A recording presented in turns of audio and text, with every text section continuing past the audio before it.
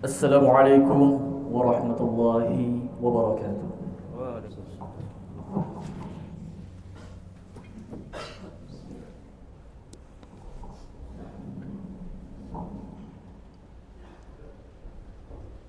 Allahu Akbar, Allahu Akbar, Allahu Akbar, Allahu Akbar. Asyhadu an la ilaha illallah.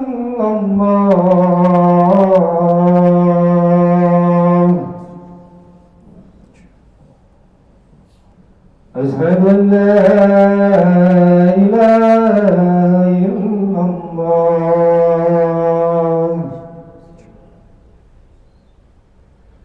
أشهد أن محمدا رسول الله.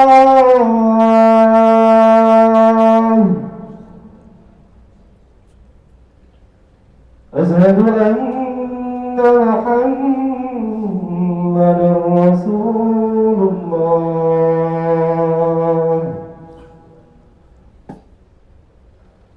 هيا على الصلاة،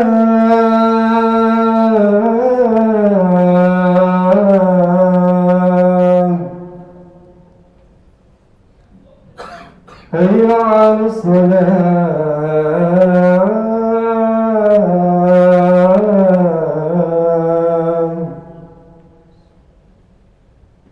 هيا على الفلاح،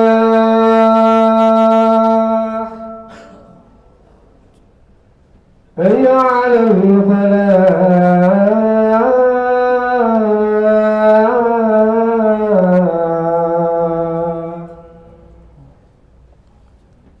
الله أكبر، الله أكبر، لا إله إلا الله.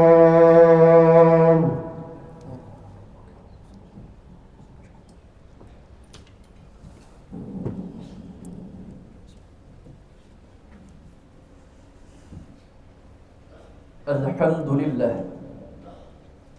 Alhamdulillahilladzi an'ama 'alaina bi ni'matil Islam wa syarafana bi syarafis salah wa ja'alaha silatan bainahu wa baina 'ibadihi al-mu'minin. Asyhadu an la ilaha illallah wa asyhadu anna Muhammadan 'abduhu wa rasuluhu la nabiyya ba'dah.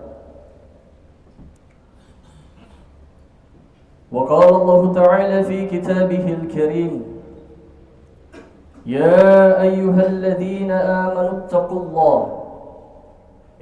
الله حق تقاته ولا تموتن إلا وأنتم مسلمون. Ma'asyiral muslimin, sidang Jumat rahimani wa rahimakumullah.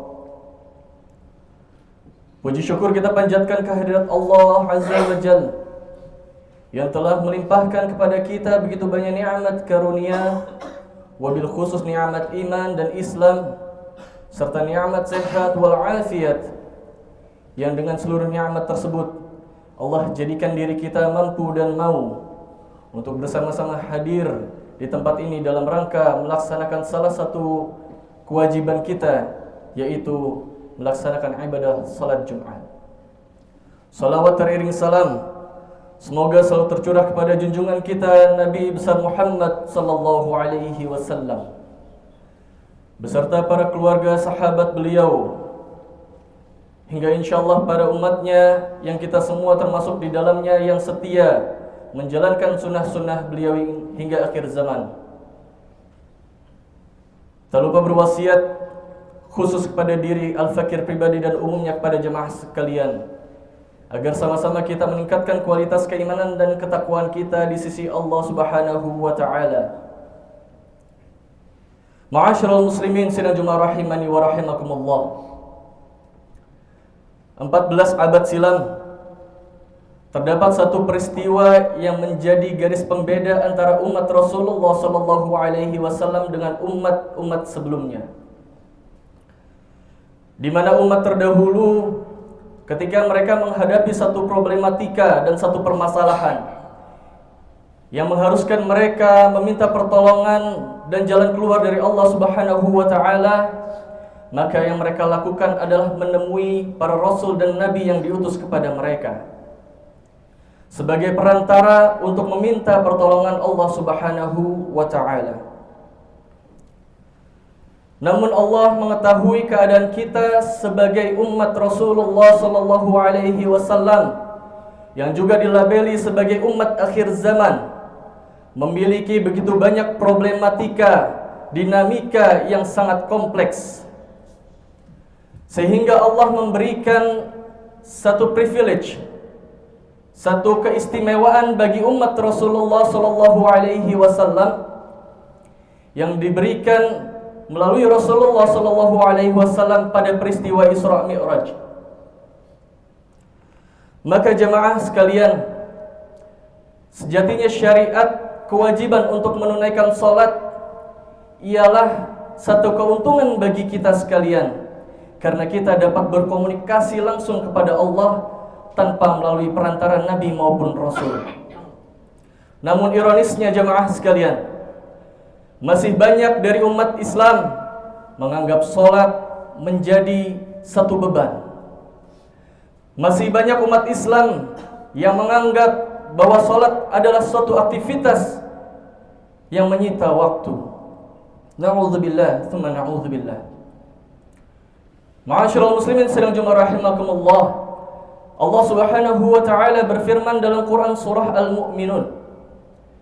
Dibuka dengan kalimat qad aflahal mu'minun. Sungguh beruntung orang-orang mukmin. Dan menariknya Allah berikan ciri pertama orang mukmin yang beruntung adalah pada ayat kedua, alladzina hum fi salatihim khashi'un. Ialah orang mukmin yang beruntung yang pertama adalah orang yang mampu menghadirkan kekhusyuan di dalam salatnya. Jemaah sekalian, jika kita menganalogikan, kita telah dapat berkomunikasi langsung kepada Allah, sama halnya kita memiliki akses langsung komunikasi kepada pimpinan-pimpinan perusahaan kita. Sama halnya kita memiliki akses langsung untuk berkomunikasi dengan pimpinan tertinggi di negeri ini. Maka tentu itu adalah sebuah keistimewaan. Korelasinya dengan kekhusyuan, kita dapat analogikan bahwa salat adalah satu media kita untuk berkomunikasi kepada Allah. Maka untuk berkomunikasi dengan pemimpin tertinggi yang ada di dunia menggunakan aplikasi berkirim pesan seperti WhatsApp dan lain sebagainya, maka kekhusyuan dapat dianalogikan sebagai jaringan seluler atau jaringan internet yang kita miliki. Ketika kita berkomunikasi, ingin mengirim pesan melalui WhatsApp dan lain sebagainya, apabila kita tidak dapat menghadirkan sinyal yang baik, apabila kita tidak dapat memiliki jaringan seluler yang baik, maka tentu komunikasi kita dengan apa yang kita harapkan untuk disampaikan, hal tersebut tidak dapat diterima dengan baik. Maka khusyuk dalam salat sangat penting, karena apa yang kita kehendaki, pertolongan dari Allah, dapat kita mohon secara langsung dan dapat diterima dengan utuh melalui kehadiran khusyuk di dalam salat. Maka jemaah sekalian, bagaimana cara agar kita dapat menghadirkan khusyuk di dalam salat kita? Dasarnya adalah ketika kita menghadapi satu problematika. Allah sampaikan dalam Quran surah Al-Baqarah ayat 45, wasta'inu bis-sabri was-salah. Maka Allah berpesan, terimalah masalah tersebut dengan sabar. Jadi yang pertama, kita harus menerima masalah dengan sabar. Karena pada hakikatnya, masalah yang Allah berikan dalam kehidupan kita bukanlah untuk menambah beban dalam kehidupan kita, melainkan untuk menaikkan derajat kita di mata Allah. Yang kedua, wasta'inu bis sabri was shalah, dan jadikanlah salat tersebut menjadi satu media kita berkomunikasi kepada Allah atas segala problematika yang kita hadapi. Kemudian ayat tersebut ditutup, wa innaha lakabiratun illa 'alal khashi'in. Maka permasalahan yang demikian adalah sungguh sangat berat kecuali untuk orang-orang yang khusyuk. Maka dalam ayat selanjutnya Allah memberikan isyarat bagaimana untuk dapat meraih kekhusyuan. Alladzina yadhunnu annahum wa ilaihim raji'un.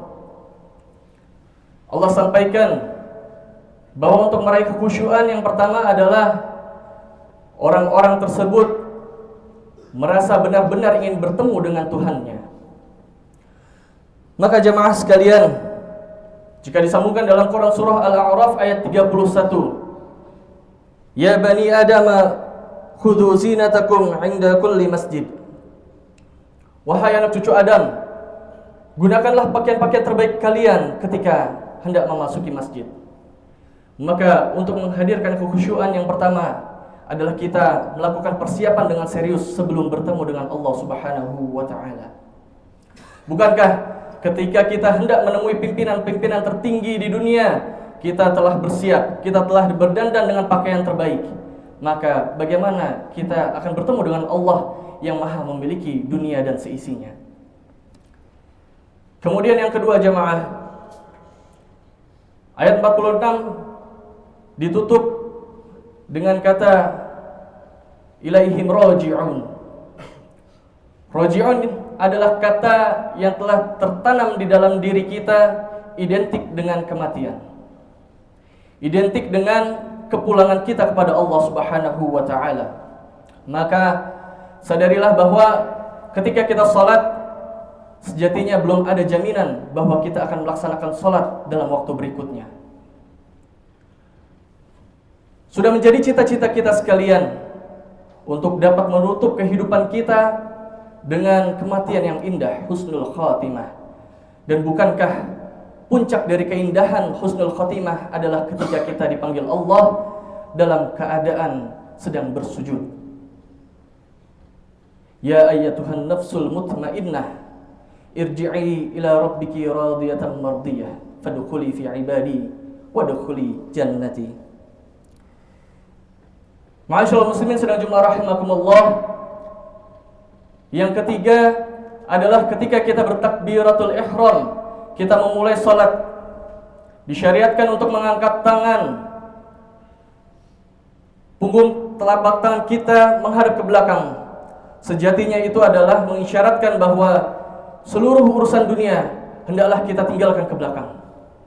Jangan kita bawa pikiran-pikiran dunia ketika menghadap Allah, sehingga salat kita menjadi tidak khusyuk.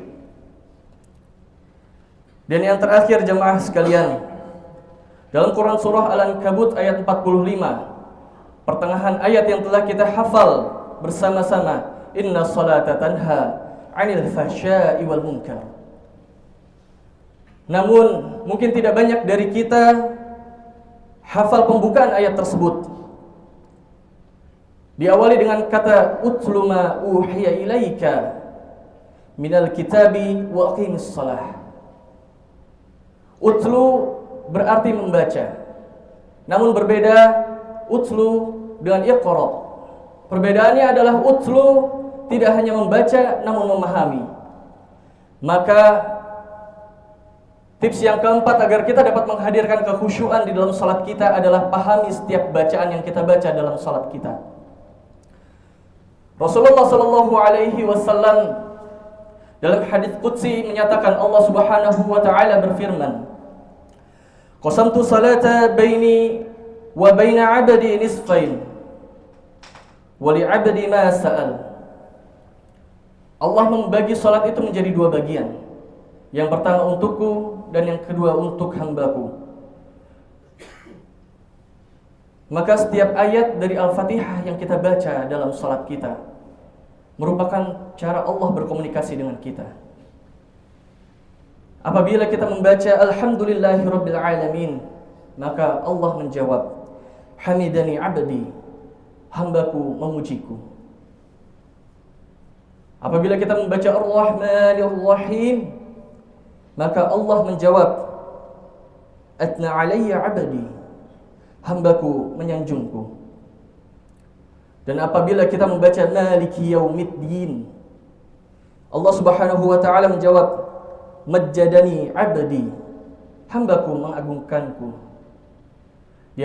Dan yang menarik adalah ketika kita membaca iyyaka na'budu wa iyyaka nasta'in hingga akhir surah Al-Fatihah, Allah menjawab, hadza baini wa baina li'abdi wa li'abdi ma sa'al. Ini adalah perjanjian antara aku dengan hambaku, dan jika hambaku salat dengan benar, dapat menghadirkan kekhusyuan di dalam salatnya, maka apapun yang menjadi hajatnya akan aku penuhi. Maka jamaah sekalian, sebagai penutup dari khutbah yang singkat, Rasulullah SAW pernah menyampaikan bahwa ada seorang yang telah selesai melaksanakan salat, namun tidak dicatat baginya pahala melainkan hanya 1/10, melainkan hanya 1/9, 1/8, dan seterusnya hingga setengah dari pahala salatnya. Yang demikian adalah disebabkan karena kekhusyuannya. Maka jemaah sekalian, mari kita mulai dengan memperbaiki niat kita agar dapat menghadirkan kekhusyuan di dalam salat kita, dan salat kita tidak lagi menjadi beban, melainkan kita sadari bahwa salat menjadi hak keistimewaan yang kita terima untuk dapat berkomunikasi langsung dengan Allah Subhanahu wa taala. Barakallahu li wa lakum fil Qur'anil Karim wa nafa'ani wa iyyakum bima fihi minal ayati wa dzikril hakim wa taqabbala minni wa minkum tilawatahu innahu huwal ghafurur rahim.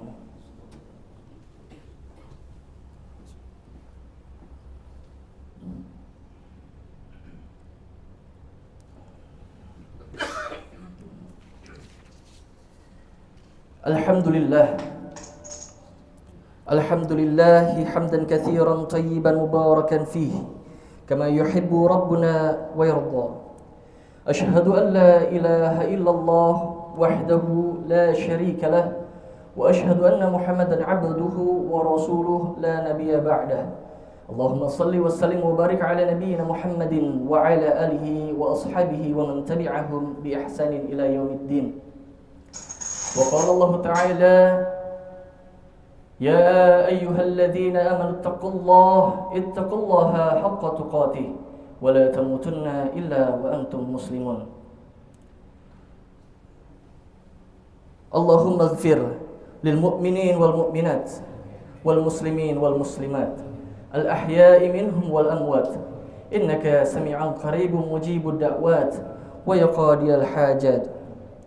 اللهم اجعلنا من الذين هم في صلاتهم خاشعون واجعلها نورا لقلوبنا وراحة لأنفسنا وسببا لقربنا منك يا أرحم الراحمين. اللهم أعز الإسلام والمسلمين وأذل الشرك والمشركين. ربنا لا تزغ قلوبنا بعد إذ هديتنا وهب لنا من لدنك رحمة إنك أنت الوهاب. ربنا ظلمنا أنفسنا وإن لم تغفر لنا وترحمنا لنكونن من الخاسرين. ربنا آتنا في الدنيا حسنة وفي الآخرة حسنة وقنا عذاب النار. عباد الله، إن الله يأمركم بالعدل والإحسان وإيتاء ذي القربى وينهى عن الفحشاء والمنكر والبغي يعظكم لعلكم تذكرون. فاذكروا الله العظيم يذكركم واشكروه على نعمه يزدكم ولذكر الله أكبر. أقيموا الصلاة.